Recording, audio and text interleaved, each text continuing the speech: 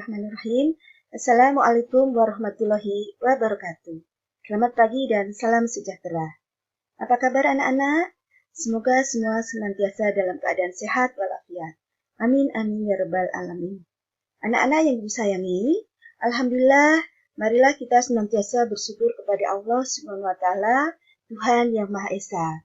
Kita masih diberikan kesempatan untuk berjumpa kembali di semester kedua. Untuk mengawali kegiatan pembelajaran, mari kita berdoa terlebih dahulu menurut agama dan kepercayaannya masing-masing. Berdoa dipersilahkan.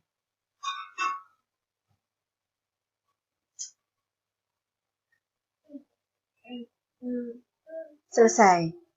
Anak-anak, jangan lupa isi absensinya di link yang sudah disediakan. Ibu juga berharap kalian sudah memahami materi-materi pada semester yang pertama.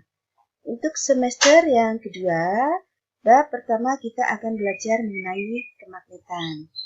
Kompetensi dasar pengetahuannya yaitu menerapkan konsep kemagnetan, induksi elektromagnetik, dan pemanfaatan medan magnet dalam kehidupan sehari-hari, termasuk pergerakan hewan untuk mencari makanan dan migrasi. Kemudian, kompetensi dasar keterampilannya yaitu membuat karya sederhana yang memanfaatkan prinsip elektromagnetik dan induksi elektromagnetik. Silakan kalian simak dan amati video berikut.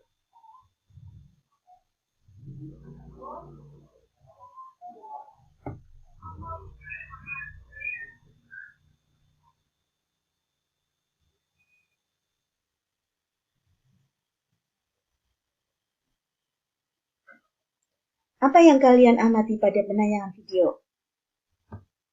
Ya, video ini memperlihatkan tentang hewan-hewan yang bergerak mencari mangsa atau bermigrasi.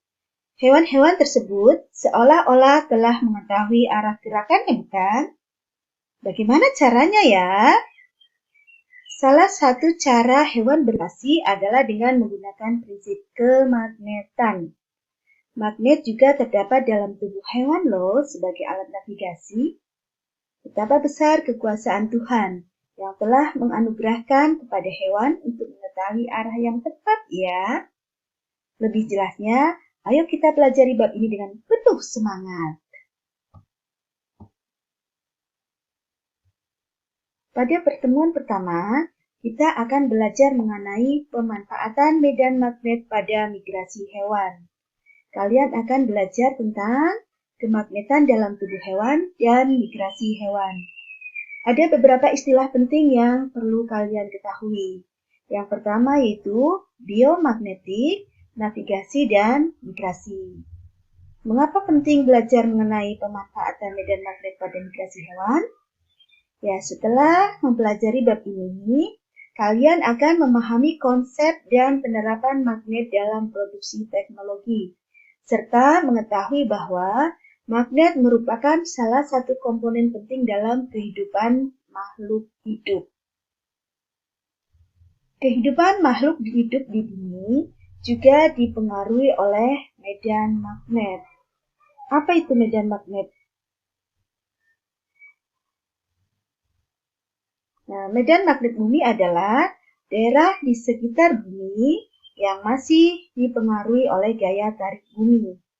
Sebagian besar hewan memanfaatkan medan magnet bumi ini untuk mempertahankan kelangsungan hidupnya. Misalkan untuk mencari mangsa atau menghindari musuh, dan juga untuk menentukan arah migrasi. Hewan ini memiliki kemampuan untuk mendeteksi medan magnet bumi karena di dalam tubuhnya terdapat magnet. Fenomena ini disebut dengan biomagnetik. Nah, hewan apa saja ya yang melakukan migrasi dengan memanfaatkan medan magnet bumi? Mari kita bahas satu persatu. Yang pertama ada burung.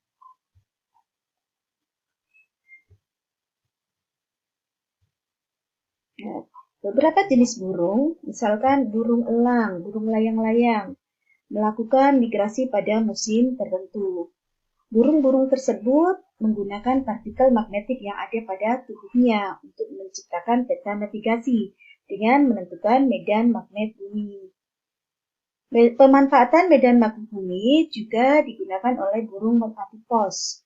Pada zaman dahulu, burung merpati sering dimanfaatkan sebagai kurir surat. Bagaimana cara merpati untuk mengetahui jalan pulang?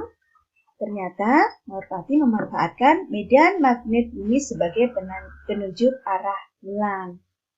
Banyak burung yang melakukan migrasi, umumnya bermigrasi dari arah utara ke selatan atau sebaliknya. Kemudian yang kedua, migrasi salmon. Ikan salmon memiliki kemampuan untuk kembali ke aliran sungai. Yang kedua, migrasi salmon. Ikan salmon memiliki kemampuan untuk kembali ke aliran sungai air tawar, tempat awal mereka menetas dan tumbuh setelah berenang ribuan mil mengarungi lautan. Penelitian terhadap ikan salmon yang melewati Sungai Fraser di Kanada dan kembali ke Sungai Fraser lagi setelah 2 tahun bermigrasi mengarungi Samudra Pasifik. Hal ini dikarenakan karena Sungai Fraser memiliki medan magnet tertentu yang dapat dideteksi oleh ikan salmon. Ada beberapa fakta mengenai migrasi salmon ya. Yang pertama, kita lihat di sini.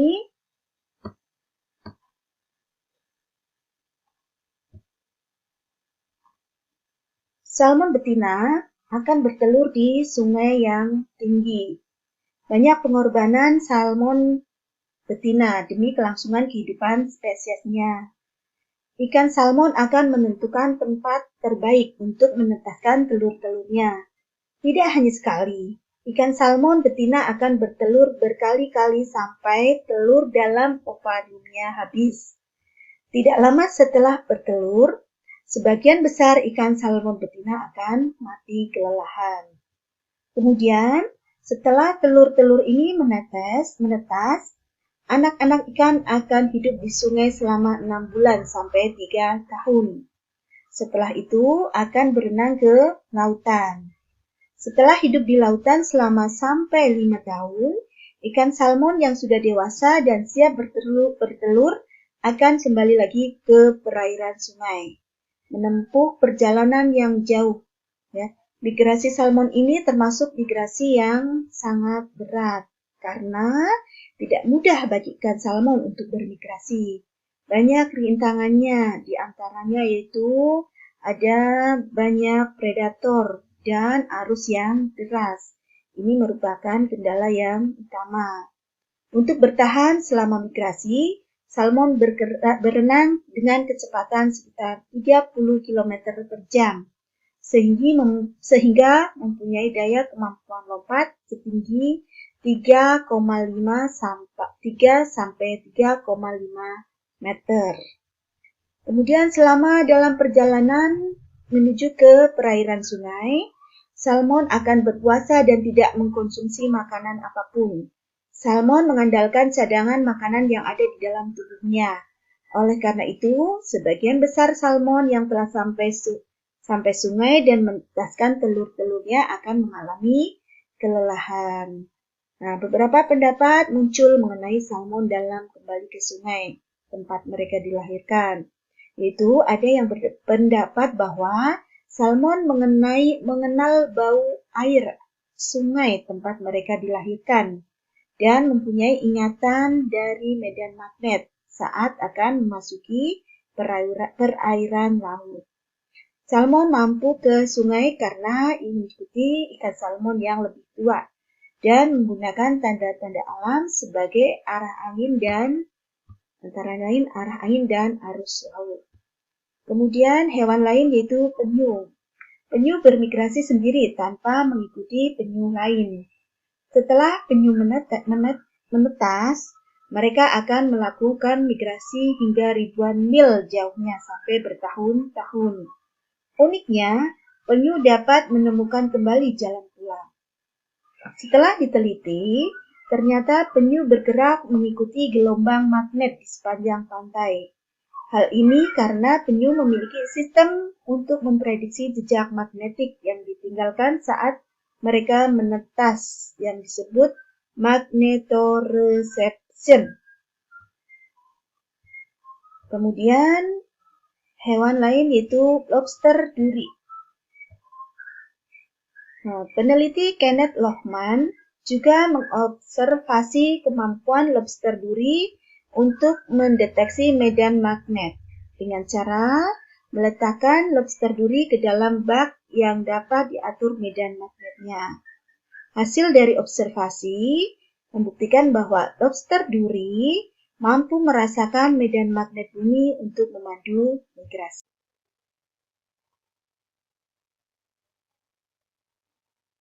Yang kelima, magnet dalam tubuh bakteri. Dalam tubuh bakteri yang disebut bakteri magnetotarik bakteria, terdapat organel yang disebut magnetosom. Bakteri ini merupakan kelompok bakteri yang mampu melakukan navigasi dan bermigrasi dengan memanfaatkan medan magnet. Magnetosom memiliki sifat kemagnetan yang jauh lebih kuat dibandingkan dengan magnet sintetik atau yang dibuat oleh manusia. Dan di dalamnya masih terus diteliti karena diduga masih memiliki potensi yang besar untuk Hewan lain yang memanfaatkan medan magnet bumi untuk melakukan migrasi adalah ikan paus. Sayangnya, migrasi yang dilakukan oleh paus tidak seberuntung hewan lain, karena dalam perjalanannya banyak kawasan paus yang tersisa. Mungkin kalian pernah melihat beritanya di TV atau mendapat informasi dari berbagai sumber. Nah, tahukah kalian mengapa paus tersebut bisa terdampar? Silahkan cari jawabannya dan diskusikan bersama teman, dan gunakan beberapa sumber untuk mendapatkan jawaban yang lengkap. Allah menyediakan banyak pelajaran di alam semesta. Jangan pernah berhenti untuk belajar dari alam, dan jadilah penemu hebat selanjutnya. Sekian dari Ibu. Apabila ada pertanyaan, silakan boleh dikirim lewat WA, lewat Telegram, atau lewat email. Tetap semangat, selalu jaga kesehatan, patuhi protokol kesehatan, jaga jarak, memakai masker, dan jangan lupa untuk selalu mencuci tangan. Sekian, wabillahi taufiq wal hidayah. Wassalamualaikum warahmatullahi wabarakatuh.